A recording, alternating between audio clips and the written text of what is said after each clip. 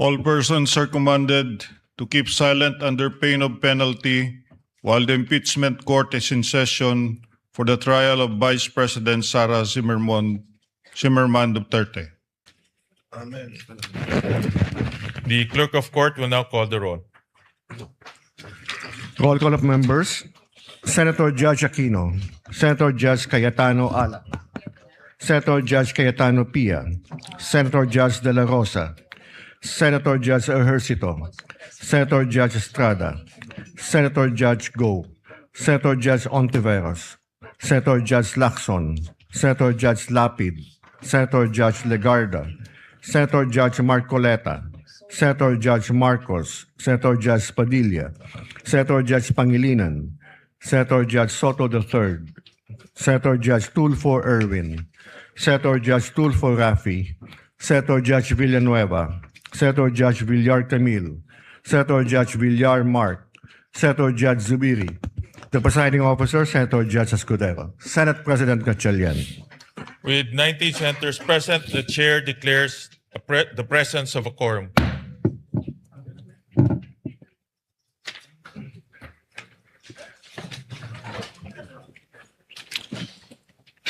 What is the pleasure of Senator Judge Padilla? Yes, sir. Magandang tanghali po sa ating tagapamahalang hukom Magandang hapon din po. at sa atin pong Ginoong Pangulo. Nais ko lamang po magbigay ng isang maiksing manifesto. The gentleman has 2 minutes. Maraming salamat po. A'udhu billahi minasyaitanir rajim. Bismillahirrahmanirrahim. Mga mahal kong kasama, nais ko lamang pong idulog sa inyo ang aking nararamdaman, ang isang damdaming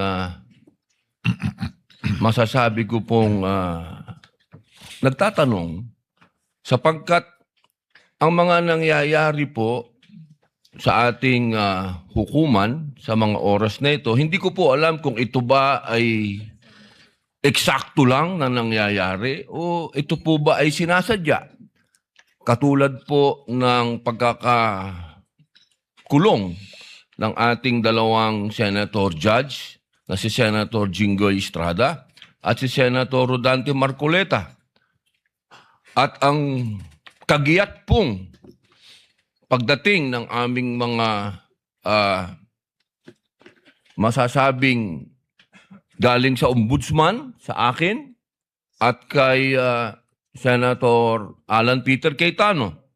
At kahapon, pagkatapos pong ng isang araw na mabanggit ang patungkol sa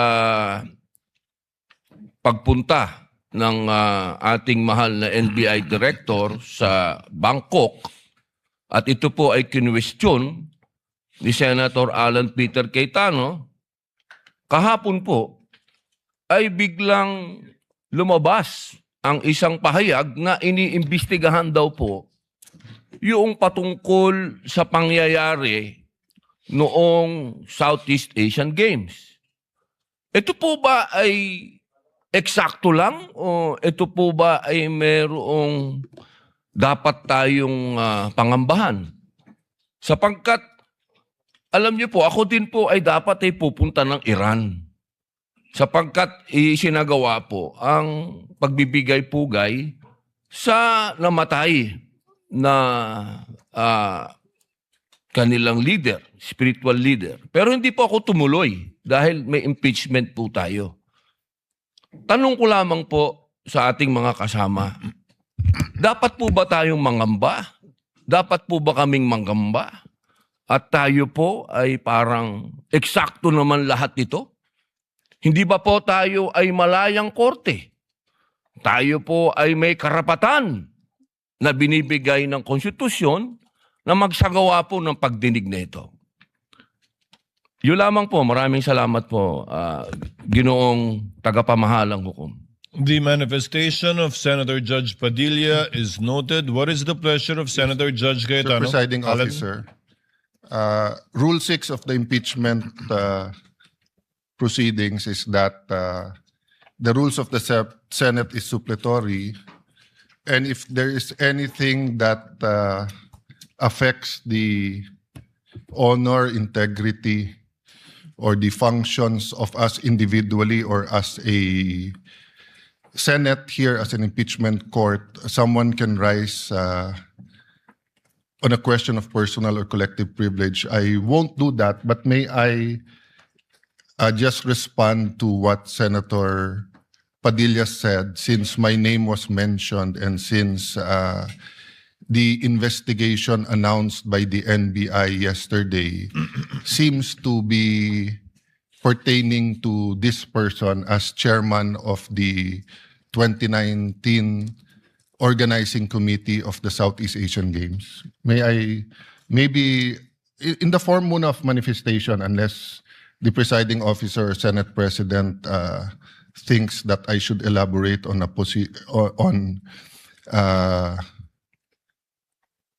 by asking for time on a personal collective privilege, but I don't want to start that. Senator Judge Cayetano may make his manifestation. For the record, sir. So, first and foremost, sa sinabi po ni Senator Padilla, I won't ask na ipa-play na yung video, but quite exhaustive yung sinabi ni NBI Director about the Southeast Asian Games. So, if the intention was to have a chilling effect, we already have that chilling effect.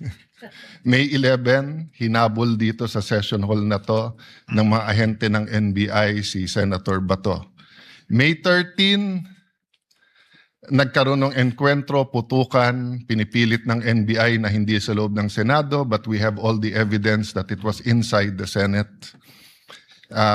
Other incidents, I do not want to evoke a reaction or debate because I want to respect my fellow senators.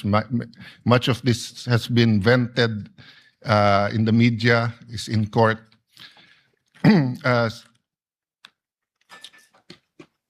Director Matibag has promised us that he will give us a warrant issued by the ICC, has promised us that he will hold his agents na nanggulpe ng isang OSAA. He will be the one to implement the contempt order and hold them in his office, but wala ditong natupad. So when I mentioned his name, his position the other day that it was bad taste, walang personal yan. I mean, regardless kung sinong, even if it was a secretary, an alter ego of the president who wrote the prosecution team or the defense team to say, pwede bang next week kasi may seminar, I would have said the same thing, di ba? Na, look at the gallery.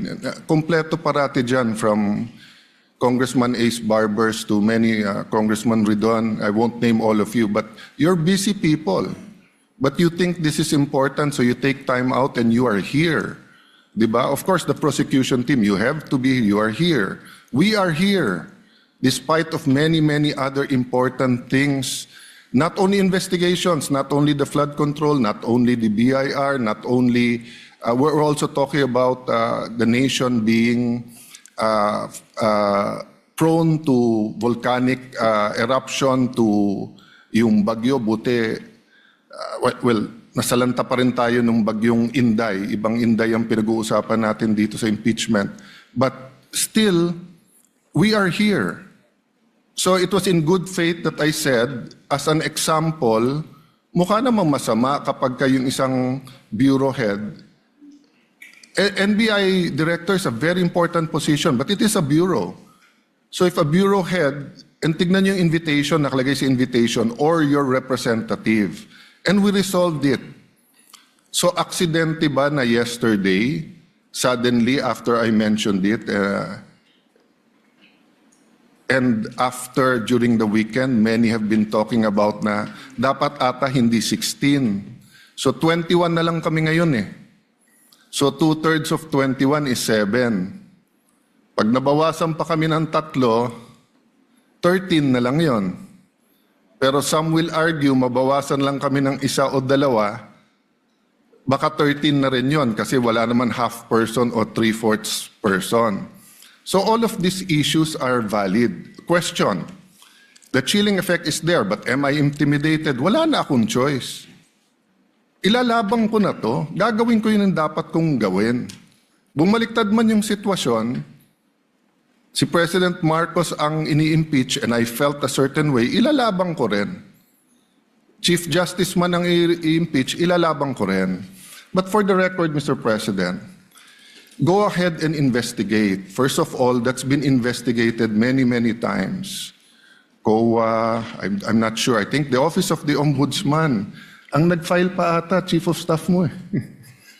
Senator Rob, I'm not sure but parang may kaso na nun.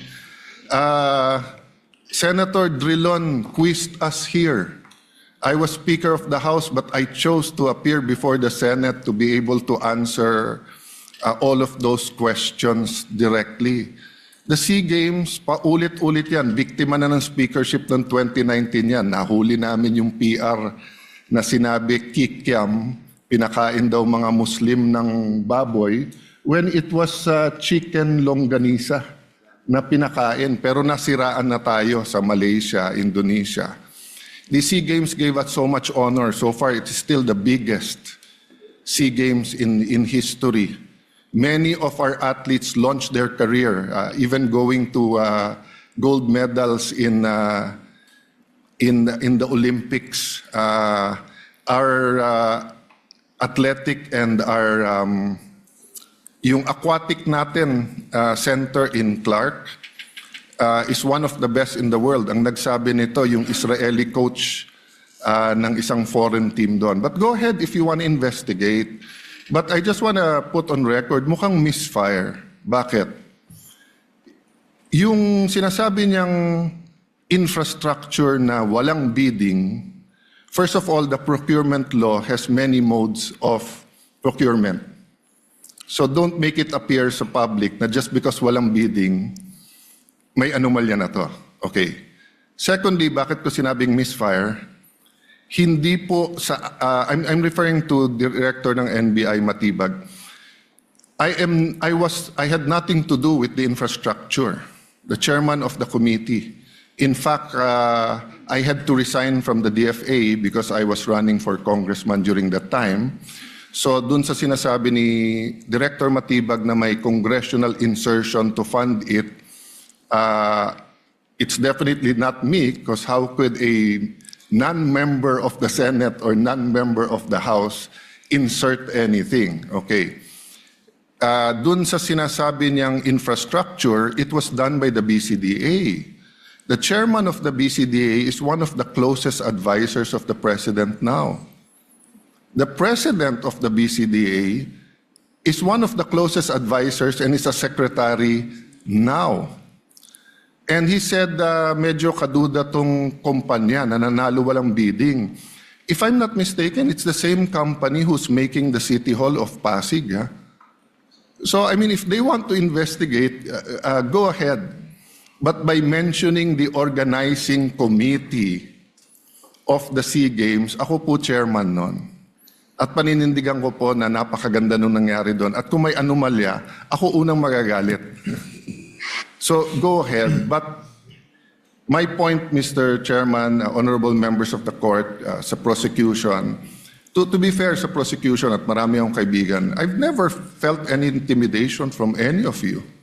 I mean, you've continued to be either friends or for those who are former friends but friends. I mean, I don't know if nagkamali lang ako, but on the first day, I nodded ng konti kay Senator De Lima. Gumanon din siya, hindi ko alam kung na-acknowledge because we were friends once upon a time and this is a court. We owe it to each other to be professional, di ba? So wag tayong pumayag na someone like Director Matibag would do that. My point, Mr. President, Mr. Presiding Officer, he could have not announced it and investigated. Imbestigahan mo, tingin mo may mali, imbestigahan mo.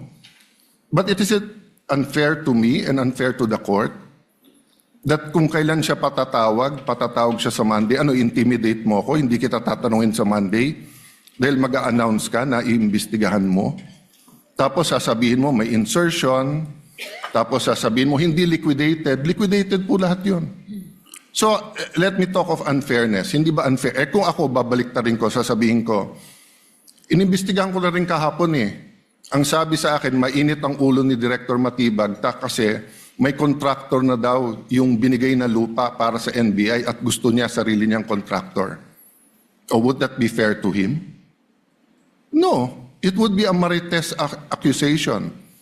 So that's the same thing he announced yesterday, a marites accusation towards me that affects this court because I am now a senator judge. So I hope this is the last time that I'm going to have to speak about this. But definitely, we've been speaking about this, binabawasan talaga kami. Iniisa-isa, even yung mga vlogger na malapit sa administrasyon, sabi, 2 down, 3 down, may kasunod na. Di ba? So, Mr. President,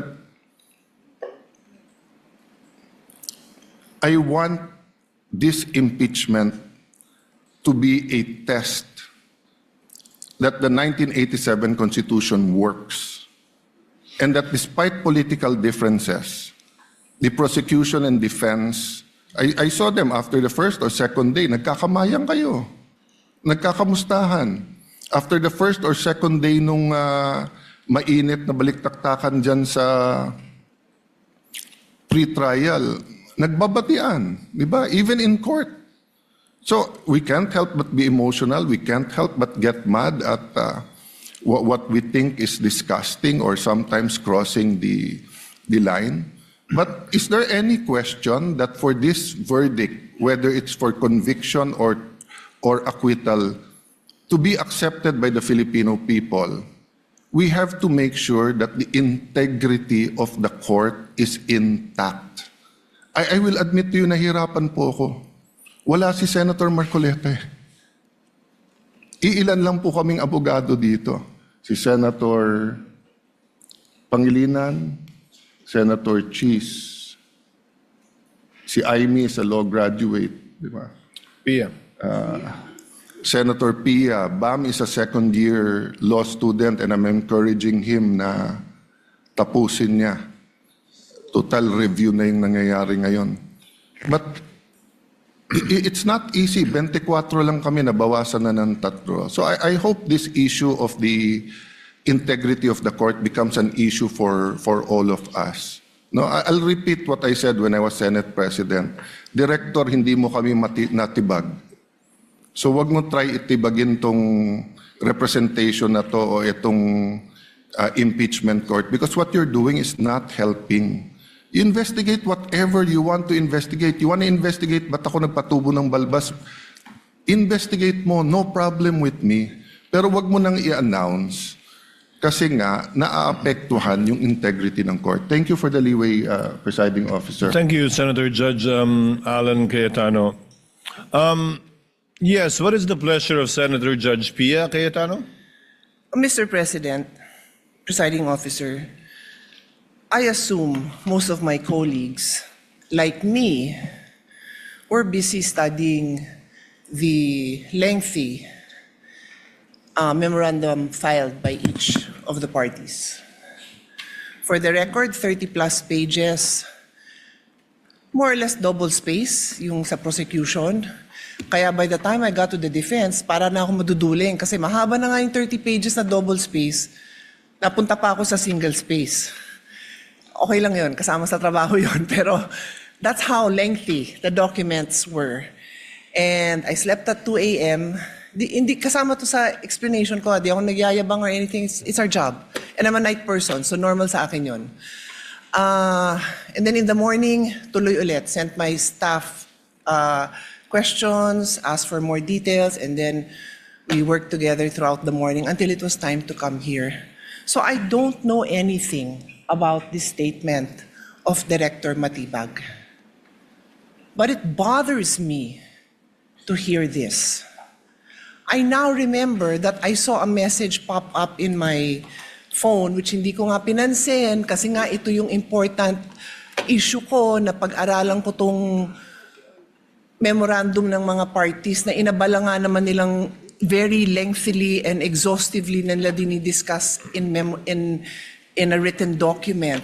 But I recall now na may nag-pop up na message from a coach telling me na gustong paimbestigahan yung SEA Games. And di ko talaga pinansin. And now Alan brings it up, and I am bothered.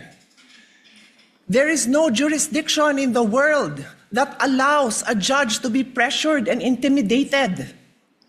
And I ask each one of you, my dear colleagues, payag ba tayo sa ganito? Ganito na ba tayo dito ngayon?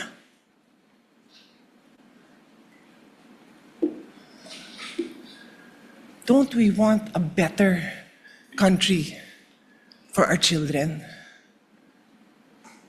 Why would you allow a director who was just called to be a witness next week brag that he's going to investigate? And again, I don't know. So I respectfully request that it be played. Because I want to understand. If I don't have reason to be upset, then thank you, I can focus.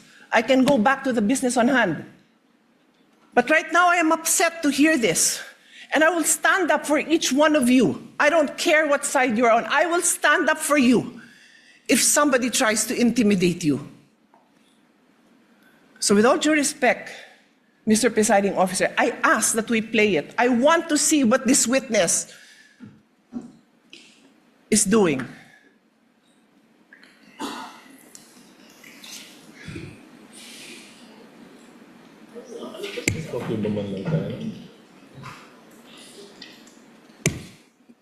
Presiding officer declares a brief recess.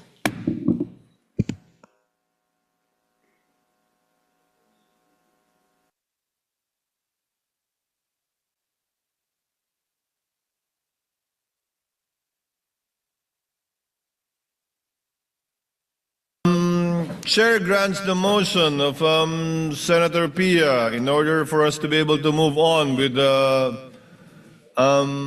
matter on hand for today, which is the oral arguments of the parties. Chair therefore instructs the tech to kindly play the 1-minute video for Senator Judge Pangilinan is recognized.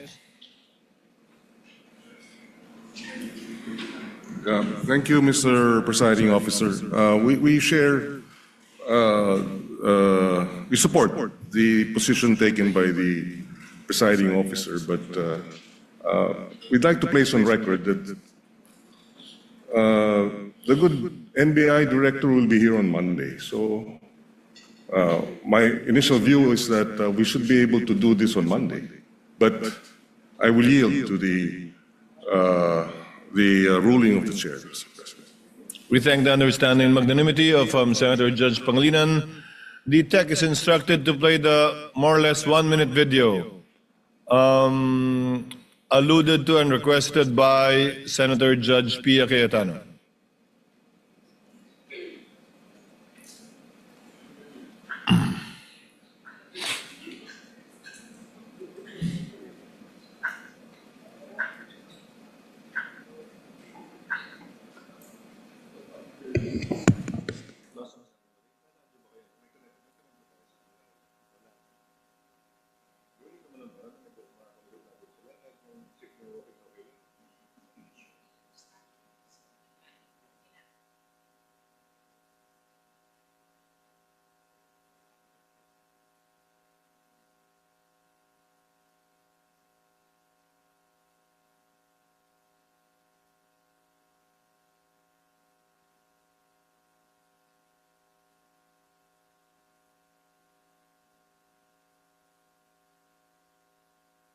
Meron kaming mga kaso pumasok na bago na dapat namin tingnan. Kung maalala nyo, pumunta kami Clark because we were given 70 hectares for the NBI Academy. So magkaroon kami ng relationship sa Clark. Nakita namin din yung parang sports complex na ginamit ng SEA Games sa Philippine Sea Games Organizing Committee. Well, nakarating sa amin, may titingnan kami rito, kailangan kami investigahan, dahil nakarating kami dito, billion pala yung pumasok dito na pera na unliquidated. At merong private company rito na na-involve na binayaran ng 10 billion at ang pagbabayad insertion sa GAA na hindi binayad. So ito imbestigahan namin. Malaking kaso rin ito. Ay, iba pa yun. Yung sa Caldero na kaso, I think it's ongoing, pero sisilipin na rin namin. Ito yung tungkol dun sa it's a Malaysian company na sila yung nag-build itong parang fourth area na to. Walang bidding. Tapos nabayaran ng mabilisan na 10 billion yung halaga, congressional insertion. So, sisilipin namin to. Katunayan, meron kaming mga kaso na pumasok na bago na dapat namin tingnan. Kung maalala nyo, pumunta kami I think that's it. because we were given I think that's it. 70 hectares for the NBI Academy. So magkaroon kami na rin. Senator Judge Pia Cayetano is recognized. Rest assured, Mr. Presiding Officer and dear colleagues and parties, I will not belabor this point. I will not stay long. But clearly, from the statements of Director Matibag, malaki daw kaso to. Naimbestigahan na niya? Alam niya ng malaking kaso? Paano niya nalaman? So sa akin lang, Mr. Presiding Officer, simple lang eh. What was the intention here? To distract the minority floor leader, who is one of only 2 lawyers right now, because our other lawyer was already carted off somewhere. So dalawa lang kami. So you wanna distract him. So ako na lang ang tatayo dito. Hindi na siya makakapag-aral. Yung ba intention? Because it is clearly the intention. The fact that he has to stand up, the fact that I have to stand up, the fact that Senator Robin has to stand up, he is distracting us from our job. As Senator Alan said, he could do it quietly. Go ahead. Anong purpose niya? Nagyayabang siya? What's the purpose? Is he trying to intimidate us not to ask him tough questions when he is our resource person next week? I do not know. But those statements, those actions are not acceptable, possibly contemptible. So I ask the presiding officer and you, my dear colleagues, let's think about this clearly. I will stop now. As Senator Pangilinan said, we can take this up on Monday. Salamat na pinagbigyan niyo ako na mapanood natin at pag-isipan natin. Na gano'n na lang, pag may pinatawag tayo sa witness stand, abangan natin na magpe-press kung ano-ano pagsasabi tungkol sa atin. I didn't have enough time to research. But clearly, I know that there's jurisprudence that does not allow a judge to be intimidated. And if hindi pa nanakot yun, then I don't know what is. Kung hindi pa ninindak yun, then I don't know what is. Hindi tayo sensitive. Sanay tayo dito. Pero alam din natin kung pinapatamaan tayo, di ba? Alam natin yun. Di tayo tanga. O so paano? Sabihin ko ngayon sa kanya, manda ka sa akin ngayon. Pagdating mo, ganun ba? Gaganti na lang ako. Hindi ako ganun. Kilala niyo ako. For how many years ako tumayo dito? Hindi ako nanggaganti. Hindi ako mababaw. Pero I'm asking you, dear colleagues, huwag tayong papayag. The Filipino people deserve better. We deserve better. Thank you.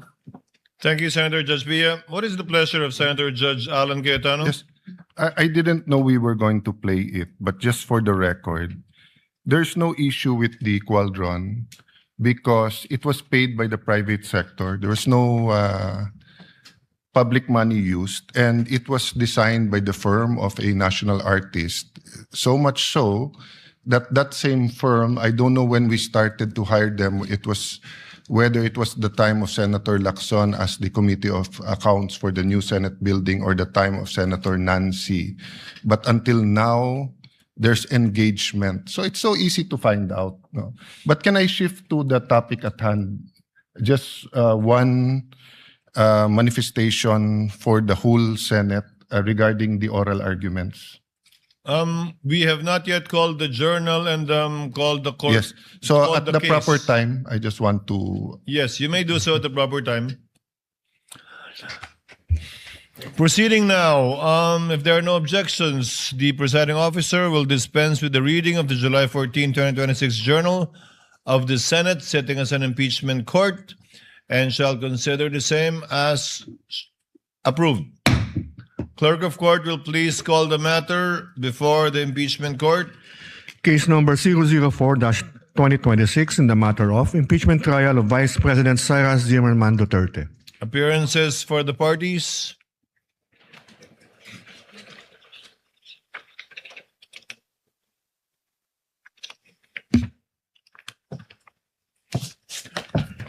Good afternoon, Your Honors. Same appearance for the prosecution. We are ready, Your Honor. Appearances for the respondent.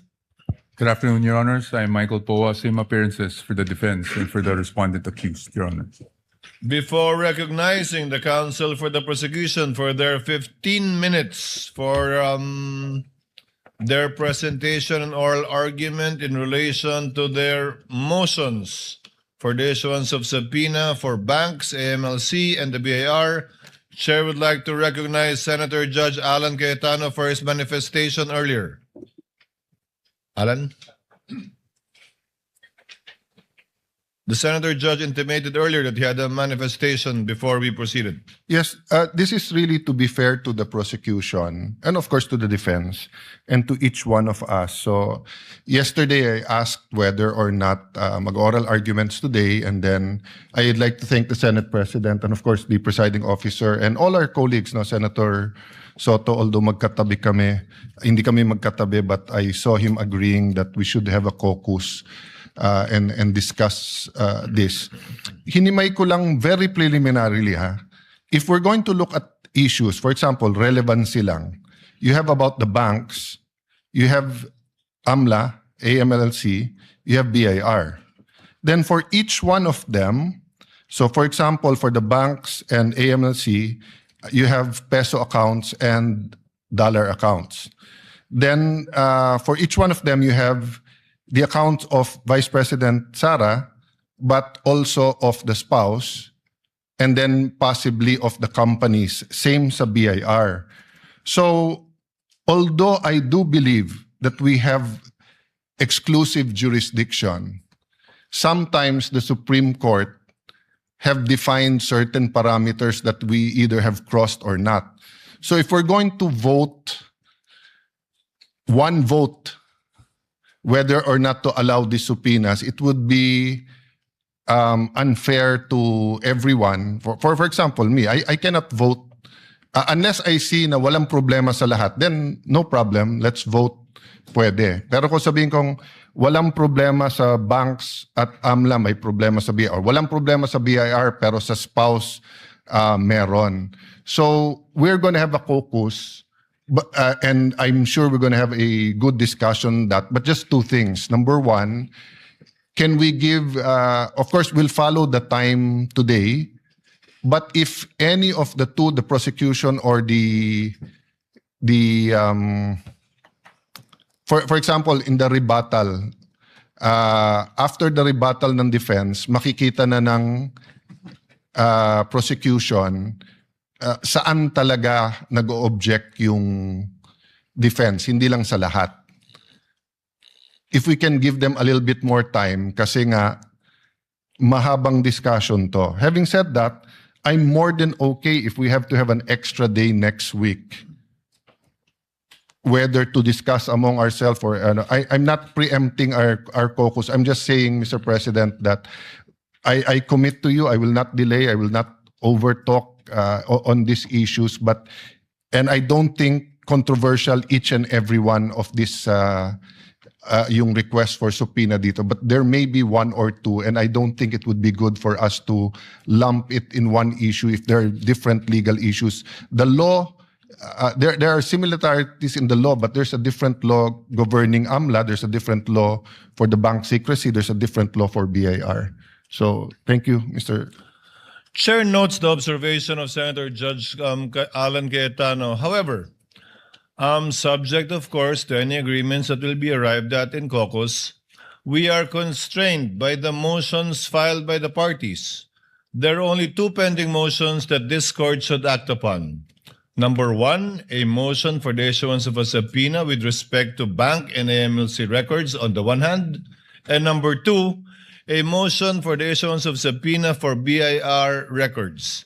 Understandably, there are sub-issues underneath each, but we cannot put to a vote each and every sub-issue under each motion. So we will most likely, and the chair would suggest, put it to a vote by the motions that have been filed by the parties, whether or not to grant it or to deny the motion filed by the prosecutors rather in this case. Again, subject, of course, any agreements we might arrive at in caucus, Senator Judge Allen, and the chair will submit to that.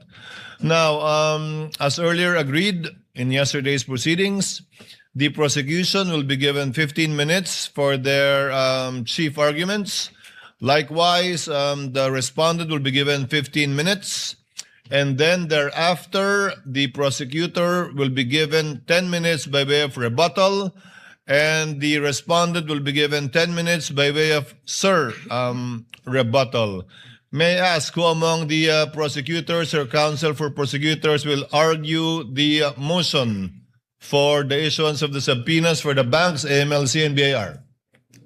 Your Honors, the prosecution will be represented by the Honorable Representative Chel Jokno for the purpose of this oral argument. Nonetheless, Your Honor, we have some manifestation to make for the prosecution. The lead prosecutor may proceed. This is pertaining to the matter on hand. This pertains, Your Honor, to the remaining witnesses for Article 4 threat.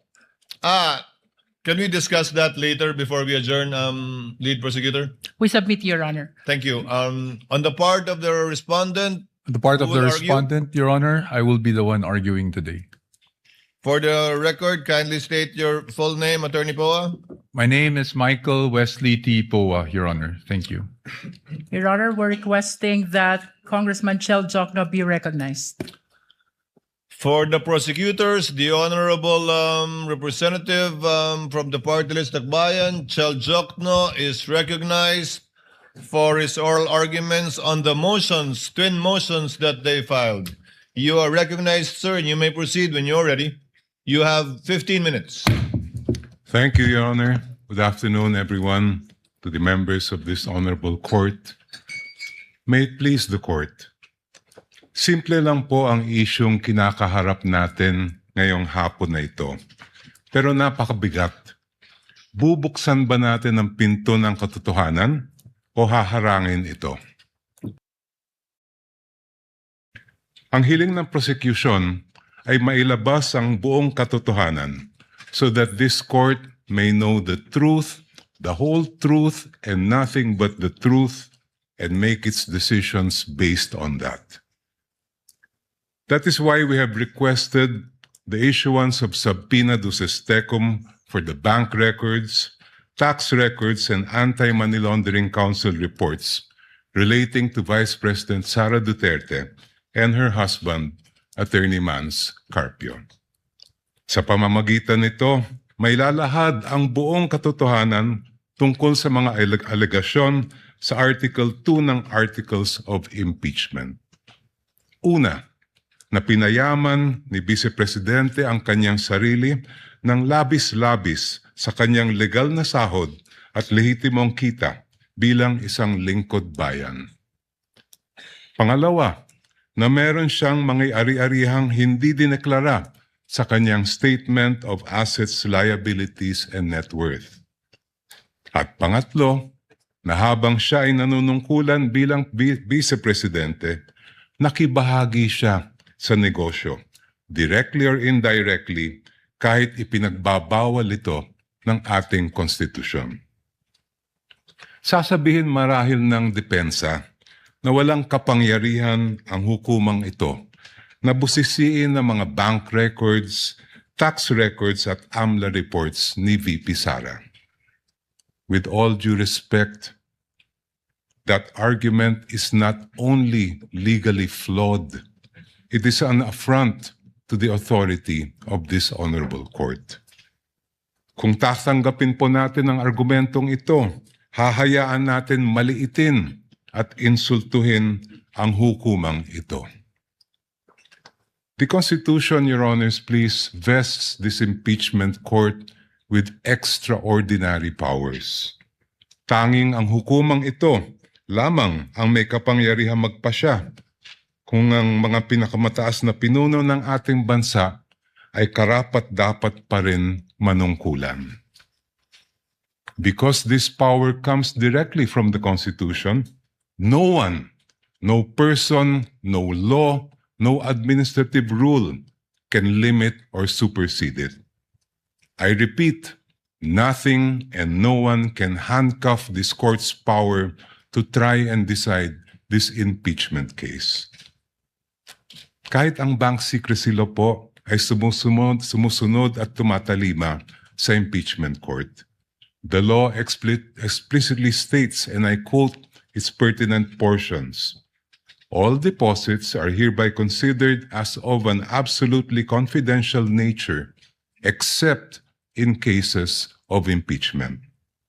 Walang kaduda-duda, may karapatan at kapangyarihan ng impeachment court na busisiin ang mga bank records ni VP Sara. Hindi rin po hadlang ang Data Privacy Act. The law itself affirms that confidentiality shall not apply, and I quote, should the personal information be needed pursuant to a subpoena duly issued. Muli, walang kaduda-duda. May karapatan at kapangyarihan ng impeachment court na ipasabpina ang mga dokumento ni VP Sara Duterte. Pero sabi po ng kampo ni Vice President, irrelevant daw ang mga bank records, AMLAC reports at BIR records. Lalo na daw yung mga transaksyon na nangyari bago siya umupo bilang pangalawang Pangulo dahil wala raw itong kinalaman sa kasong ito. The prosecution respectfully but vehemently disagrees. Ayon sa report ng Anti-Money Laundering Council na isinumite sa Committee on Justice ng House of Representatives, the financial activity of Vice President Sara C. Duterte increased significantly starting 2007 when transaction values surged to 208.15 million pesos. According to this report, which is marked as Exhibit P-2-7-8, I quote, financial movements intensified between 2009 and 2013 with consistently high totals exceeding 400 million pesos, including notable peaks in 2009, 704.93 million pesos, 2010, 648.58 million pesos, and 2011, 597.15 million pesos. Si VP Sara po ay nanungkulan bilang Vice Mayor ng Davao City mula 2007 hanggang 2010.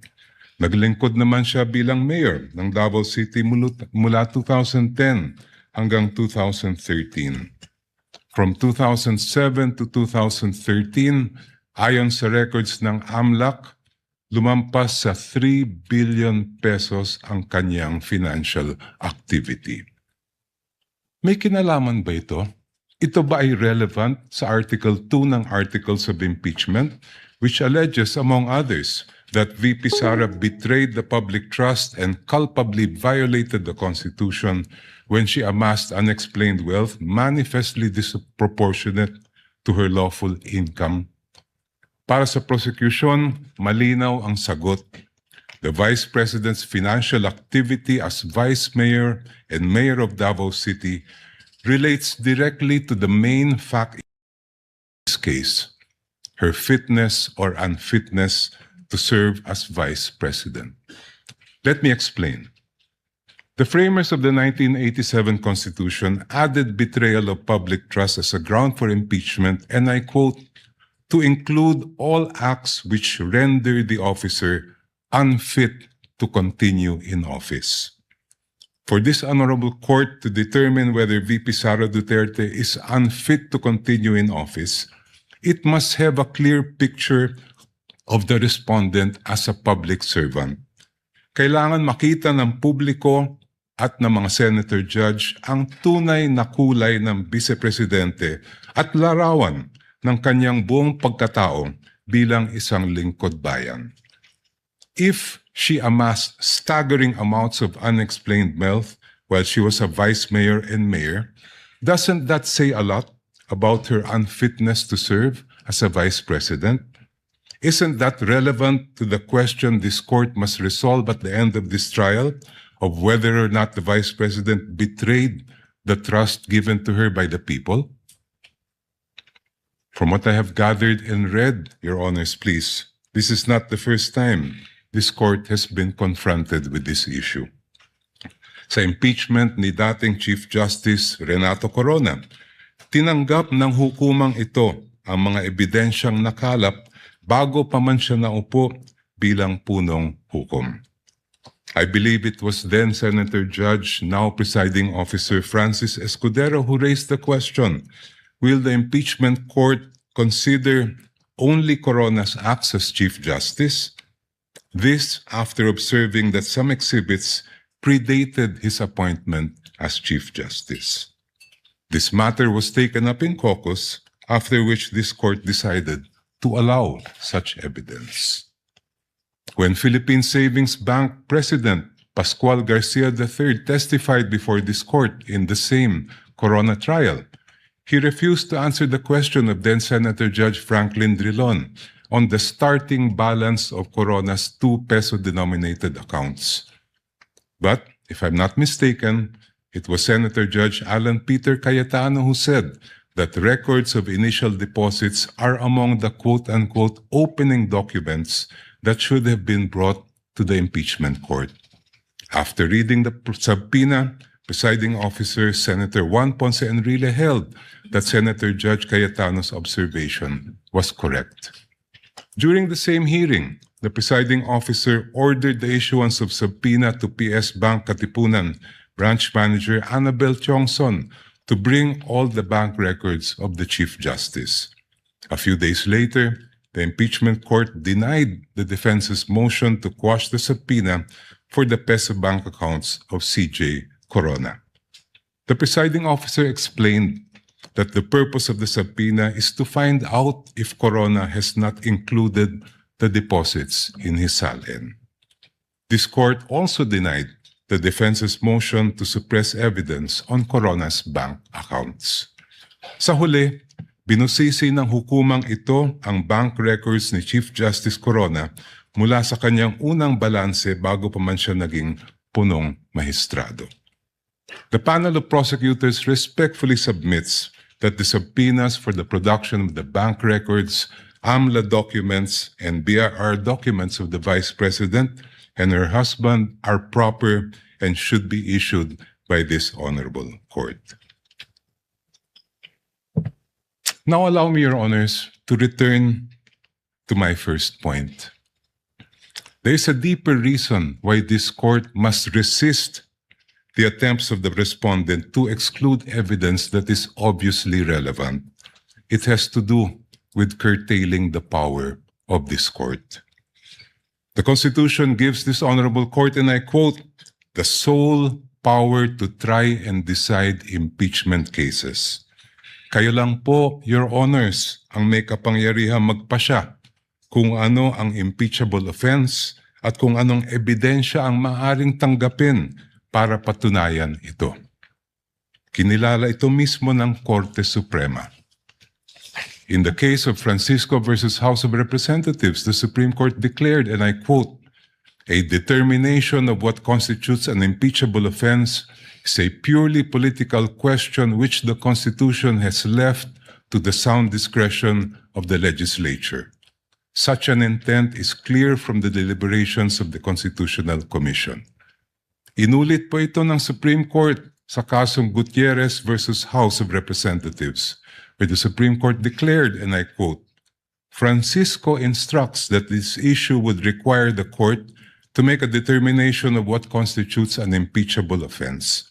Such a determination is purely a political question which this Constitution has left to the sound discretion of the legislature. Clearly, the issue calls upon this court to decide a non-justiciable political question which is beyond the scope of its judicial power. Since this impeachment court has the sole power to determine what constitutes an impeachable offense, no one, not the Supreme Court, much less the defense, can impose limitations on that power. No one can dictate to this court how to exercise the exclusive power to decide what constitutes an impeachable offense. In closing, Your Honors, I go back to the most fundamental provision in our Constitution on the accountability of public officers, Article 11, Section 1, which provides, and I quote, "Public office is a public trust. Public officers and employees must at all times be accountable to the people." Ibig sabihin po, sa proseso ng impeachment, ang pananagutan sa taong bayan ang pinakamahalaga sa lahat. Kaya naman po, ang hiling namin sa korte, gamitin ang inyong natatanging kapangyarihan at karapatan na busisiin ang bank records, tax records at AMLA reports kaugnay ni VP Sara at ng kanyang asawa. Sa ganitong paraan, Your Honors, madedesisyonan ninyo ang kaso base sa buong katotohanan. The truth, the whole